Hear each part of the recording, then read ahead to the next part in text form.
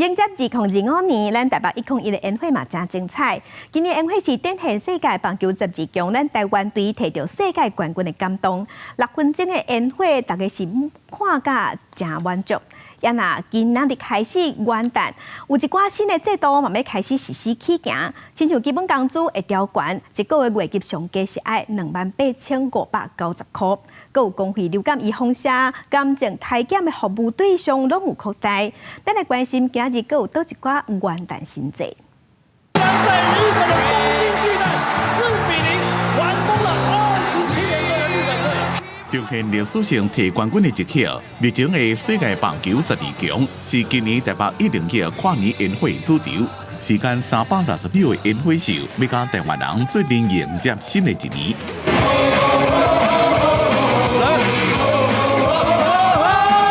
美丽宴会甲暗暝就甲光影下，也向台湾英雄致敬，让世界看到台湾。因那自2025年第一天开始，有真侪关系到民众权益的新制度正式实施。伫咧民生消费方面，基本工资自每个月27470块调悬到28590块，每点钟基本工资183调到190。这其实已经是从105年。也就是2016年以来，其实连续第9年的调涨了哈。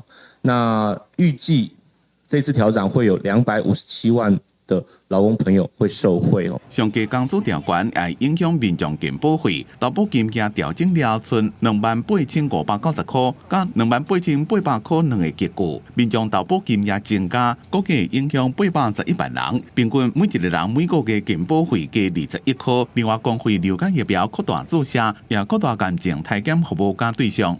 柠檬 X 光染影检查。促进头毛皮检查，佮增加人类病毒检查。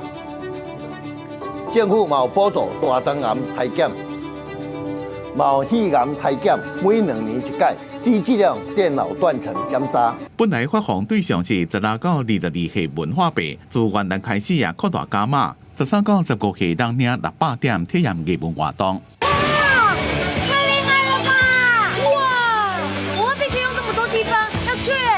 因那旅馆业自即马开始，袂使阁提供小间仔整个洗身躯的用品，出来了也做晶片天无登记，退费费率开始实施。结果放连观光旅馆业外国籍学生来台湾实施等措施，自1月初1开始，各项新制度拢关系到民众的钱包甲权益，大家就要特别注意。